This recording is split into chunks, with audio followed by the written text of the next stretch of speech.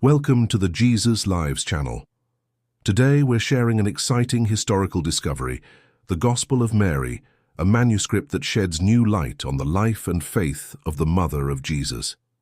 This gospel was discovered in 1896 by a German missionary named Carl Reinhardt in a market in Cairo, Egypt. It is part of the apocryphal texts, offering a unique perspective on Mary's spirituality and divine mission.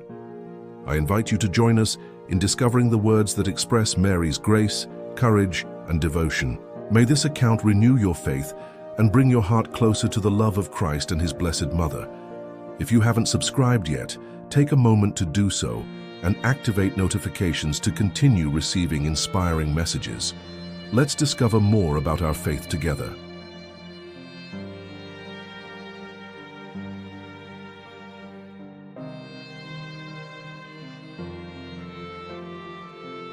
I was once 15 years old. It had been a few months since I had become a woman.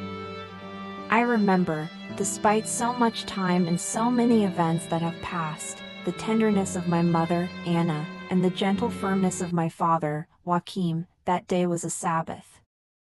My father had gone to the synagogue to listen, as always, to the reading of a passage from the Torah and the explanation given by the rabbi. My mother and I also attended and stayed close together, respecting the custom that separated men from women. On that day, however, we were unable to go. And we waited for Joachim to return and tell us what had happened. The sun was already setting, and the Sabbath was ending when my father shared the passage that had been read in the synagogue. It was from the prophet Isaiah, one of my favorites. With a solemn voice, more singing than reciting, Joachim said,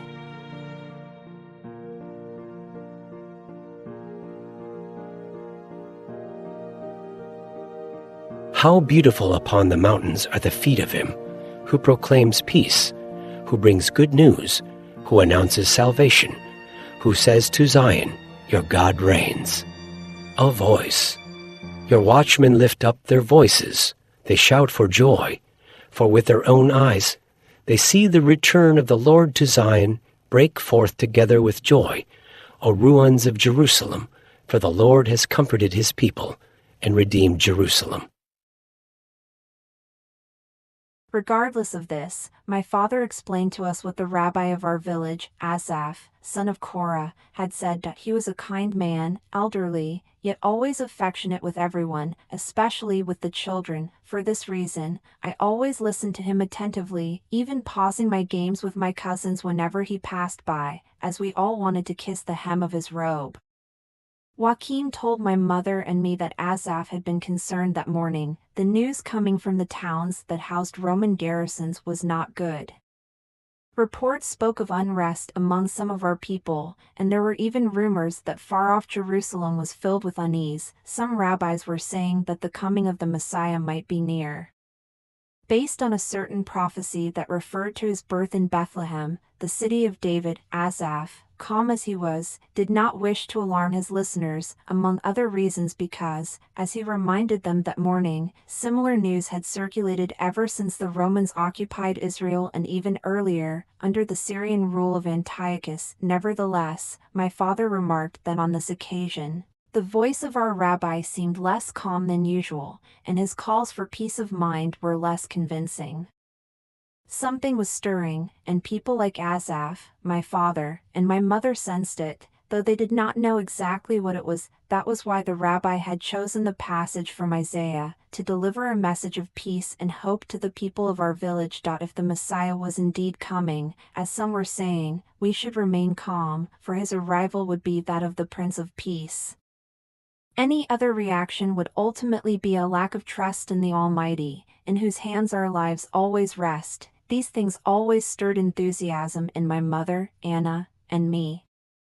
We listened to Joachim, pressed close together by the fire in our home, on a beautiful and gently cool night in Nisan. Both of us firmly believed in what the Torah and the other sacred books taught, and Anna was always careful to teach me the meaning of faith in Yahweh, love and reverence. and the need to faithfully observe the covenant he had made with our people. For this reason, nothing that might happen surprised us, as we were convinced that, with a single gesture from God, not even the mighty Roman legions could stand against the Messiah when he appeared in the world. We awaited his arrival and prayed every day for it to happen as soon as possible, but never before the appointed time, the moment foreseen by the will of the Almighty. I, more than my mother, because of my newly completed 15 years, loved to dream about the Messiah. My friends did too, and we often spoke about him during our gatherings, especially at the village well, when we went to wash our clothes in the stream. Yet, I longed deeply for this Messiah to be a messenger of God's peace and love, two values my parents had always instilled in me. Most of my friends, however, delighted in imagining palaces and grand celebrations. The situation was even worse with my cousins, whom I had to confront more than once. To them, the long-awaited Messiah could be nothing other than a military leader. When I spoke to them about the spiritual qualities that would adorn his soul, they mocked me, saying I was just a girl incapable of understanding what Israel truly needed. They believed that only a strong and militant Messiah could drive the Romans out of our homeland. That spring Sabbath night, my mother and I listened attentively to Joachim as he recounted Rabbi Asaf's sermon. Everything was proceeding as my revered rabbi and my parents preferred until Joachim said something that surprised us. He told us that, at a certain point in his exhortation, Asaph seemed to falter. He had been reading paragraph by paragraph from the text of Isaiah, explaining each section, when suddenly, upon reading a particular passage, he turned pale, closed the book, sat down, and began to weep. Several men from the village, including my cousin Joseph, to whom my parents had betrothed me, and even my father, approached Asaph. However, they could not get a single word out of him. The assembly dispersed, yet the murmurs and questions lingered. Everyone was intrigued by what Asaph had read. Since no one possessed a copy of the book of Isaiah, they could not consult the text that had so deeply affected our good rabbi. Thus, they decided to visit a man from Cana who lived in our village. He had not attended the synagogue that morning because he was bedridden with a fever. This man, Adonias, was a master of the scriptures and could recite entire passages from memory. He was also a friend of our family. My father, aware of the suspense he was building in his story, paused and looked at us intently. Both of us were speechless, not frightened, for Anna, my mother, had such unshakable faith in God that I doubted anything could disturb her spirit. But she was deeply intrigued. After a brief silence, which heightened the anticipation, Joachim told us that, upon reaching the house of Adonias, everything became clear. When they told him which passage Asaph had read, Adonias closed his eyes and began murmuring softly. Then, when he reached the point where the rabbi had stopped, he raised his voice and continued. Who has believed this message, and to whom has the arm of Yahweh been revealed? He grew up before him like a tender shoot, like a root out of dry ground. He had no beauty or majesty to attract us to him, nothing in his appearance that we should desire him. He was despised and rejected by mankind, a man of sorrows and acquainted with grief, like one from whom people hide their faces. He was despised, and we held him in low esteem. Yet it was our illnesses that he bore, and our sorrows that he carried. We considered him stricken, smitten by God, and afflicted. But he was pierced for our transgressions, crushed for our iniquities. The punishment that brought us peace was on him, and by his wounds we are healed. We all, like sheep, have gone astray. Each of us has turned to our own way, and Yahweh has laid on him the iniquity of us all. He was oppressed and afflicted, yet he did not open his mouth. He was led like a lamb to the slaughter, and as a sheep before its shearers is silent, so he did not open his mouth. Naturally, my father was able to recall that entire lengthy passage for us, as he had heard and reflected upon it many times. As soon as Adonias began his recitation, Joachim joined him, continuing in a fervent voice. Joachim also told us that some of those who had gone to consult Adonias refused to believe what was being said. For them, This interpretation could imply that the Messiah foretold by the prophet Isaiah was not a kingly Messiah, not a deliverer who would free them from Roman oppression. Worse still, it might suggest that he would be betrayed by his own people, something they found absurd and impossible to accept. Thus, divided and confused, they all left the house of the Canaanite, even more troubled than when they had arrived.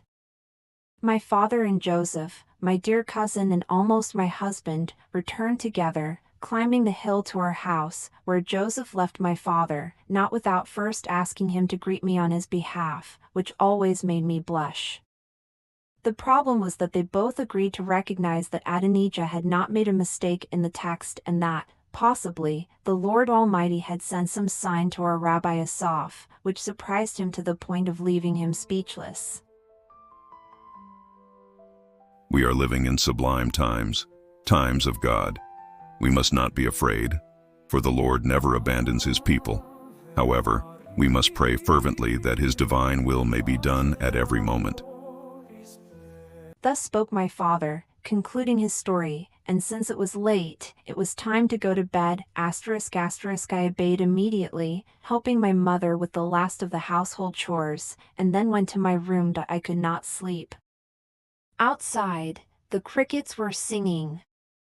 The moon was beautiful, and its light filtered through the fabric curtain that covered the window of my room. There was no wind, and I felt at peace, strangely at peace, for despite what my father had told us, I did not feel disturbed.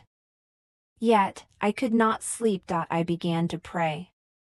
Something inside me told me that the Lord was waiting for a word from me. I spoke to him immediately, telling him that if he wanted to send a Messiah different from the one everyone expected, it would make no difference to me. I did not want his will to conform to my desires, but rather for my desires to conform to his will. I also told him that it grieved me deeply to think that the Messiah would be sacrificed for our sins, like one of the lambs slaughtered on Passover night, commemorating the act that marked the origin of our people, God's judgment against the firstborn sons of Egypt.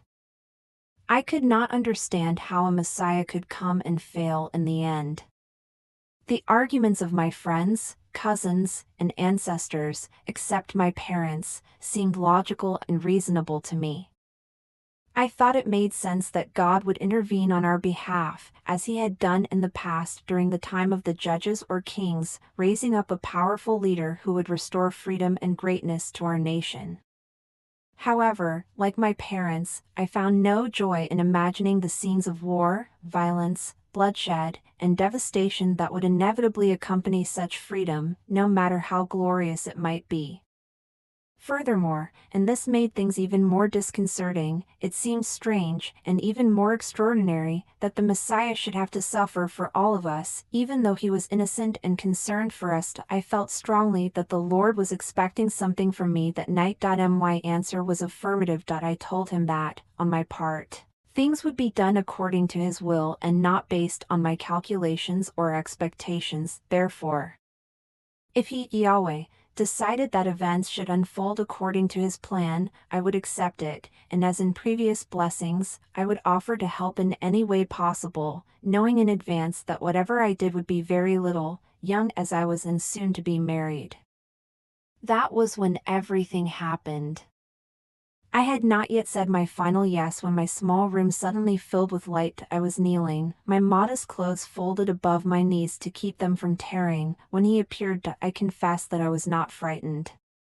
Well, perhaps I was, but it was a fear that did not feel like fear. The fact is, there he was, radiant and beautiful, gentle and full of peace. It never occurred to me that he could be an evil messenger, for the peace that emanated from him could only be from God. In fact, I had experienced this peace before, when I prayed and spent long, silent hours on Friday afternoons among the olive trees or in my room. This same peace, the peace of God, found a deep resonance within me, his peace and my peace, intertwined. as if there had never been anything in me but divine harmony, a peace like that which this messenger of the Lord carried. I am speaking of the angel Gabriel. Not only was he beautiful and peaceful, but he also spoke. If he had remained silent, I could have simply admired him, for there was a harmony between his soul and my tranquility. However, when he began to speak, I was taken aback. Not because his voice was unpleasant, but because what he said left me completely astonished. "Rejoice, full of grace, the Lord is with you," were her first words. Naturally, it was startling. What did full of grace mean? Were we not all under the effects of original sin, as we had been taught in the synagogue? Could it be, then, an invitation to pride? Had I allowed myself to be deceived by his apparent spirituality? He immediately noticed my unease and tried to reassure me.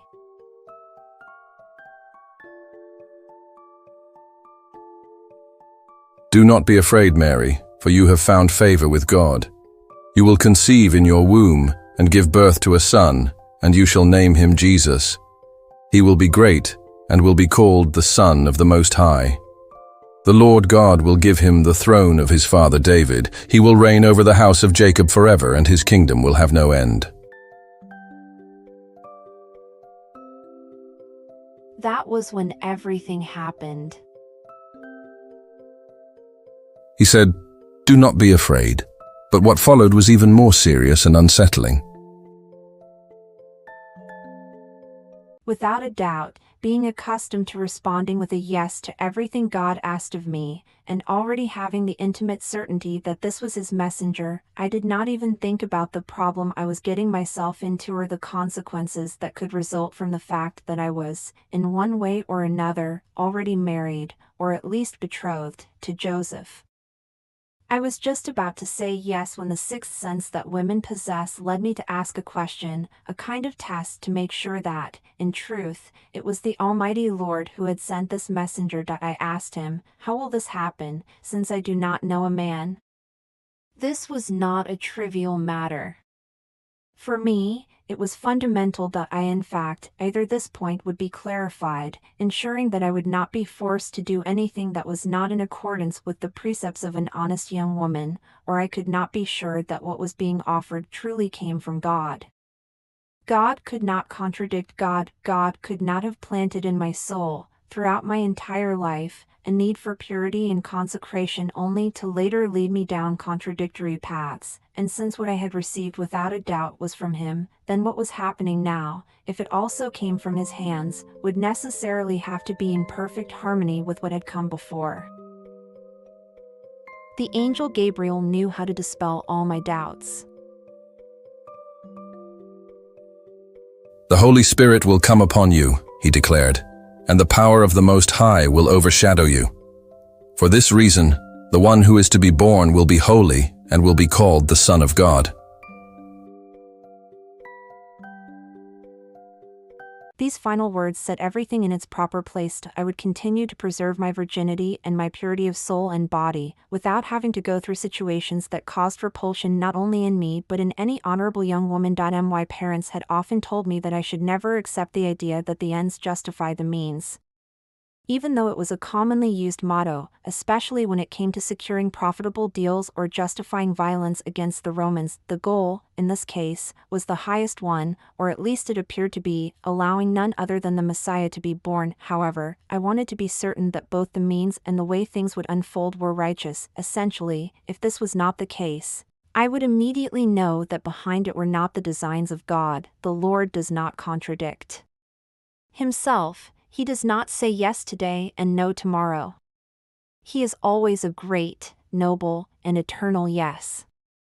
Moreover, the situation was not so different from what I had been reflecting on before God's messenger filled my small room with light. The people of Israel, my people, wanted a deliverer at any cost. To my parents and to me, it seemed that in this "at any cost," there was something that did not align well with divine goodness. We, too, longed for the Messiah to come and free us from foreign oppression, but not at any price, not at the cost of hatred, war, and violence. I was still weaving these thoughts when the angel spoke again. Perhaps he thought I still had doubts. He added, Look, even Elizabeth, your relative, has conceived a son in her old age, and this is already the 6th month for her who was called barren, for nothing is impossible with God." There was no need for this argument because I was already decided to make sure he did not suspect any hesitation in my willingness to accept what God was asking of me. I quickly responded with what my heart had been shouting from the very first moment, a kind of matrimonial consent, a yes, I do that came out of me with such force that it startled me. I was not accustomed to such bursts of emotion. "Here I am, the servant of the Lord," I said to him. "Let it be done to me according to your word." Then Gabriel left. He smiled at me and departed. I felt something like a kiss on my hands, like the brush of a bird's soft and gentle wings, but the best part was his smile, throughout our entire encounter. It seemed as though he was nervous, perhaps even more than I was. His demeanor carried the expectation of someone afraid his request might be doubted, someone who poured his entire being into it. Later, I understood that it wasn't only him, but all of creation that depended on my words that spring night. Everyone was waiting for someone as insignificant as me, a 15-year-old girl, just beginning to become a woman, to give permission to the Almighty to inaugurate a new creation, a new covenant, a definitive and eternal love story with a people that included all of humanity. The fact is, I said yes. I told the messenger to take my response to the Lord. I didn't overthink the exact words. I simply spoke what came out of my soul in that moment. You know how these things are. If you had time, you might compose a beautiful prayer, or even ask a rabbi or a scholar to write one for you. But when it happens suddenly, a poor village girl like me can only use the simple and ordinary language she's accustomed to. Nothing elaborate or sophisticated. That's why I used the word servant or slave. I wasn't a slave. My parents were free, and we had the dignity and longing for freedom that has always characterized our people, unbroken among the unbroken, fiercely proud of our traditions. I was, and always have been, against slavery, even though some people in the village had slaves in their homes and others claimed that without slavery, the economy couldn't function. I in my home. We never accepted the idea of using bad means to achieve good ends. We were never convinced by the so-called lesser evil that some people invoked, usually to justify what couldn't be justified, and yet, when the moment came to express my consent, I used the word slave. It might seem foolish, even contradictory, since I opposed slavery, but I don't regret it. Not even after all these years, and not after having reflected deeply on it. Not only did I answer promptly and without hesitation, but if I had to do it all over again today, I would say the exact same thing. I want to be the servant of the Lord, only of the Lord, and with all my strength. Being his servant does not mean lacking dignity or freedom. Rather, it means placing my freedom at his service and entrusting my dignity into his care. He knows how to care for me far better than I ever could. If that were not true, then look at so many who call themselves free, yet are slaves to wine or far worse vices. I live for him and through him. It was my choice. No one forced me when my permission was sought for the Messiah to be born, and because of the freedom I have, I say to him, here I am. I am your servant. Do with me as you will. I abandon myself to you. Use me for your purposes. I only ask that you be the one to care for me. I am the work of your hands, and I desire nothing more than to be a mirror that reflects your glory and your honor. I am the servant of the Lord. I am his wife. I am the mother of his son. However, this is another story, dear John, which I will tell you tomorrow. Dear brothers and sisters, this is the first video in the series The Gospel of Mary, Mother of Jesus. We thank you for welcoming us this far. We will continue the narration soon. Remember to subscribe to the Jesus Lives channel and activate notifications so you don't miss the next chapters. May God bless you all and see you next time. Traduza para o Português por favor.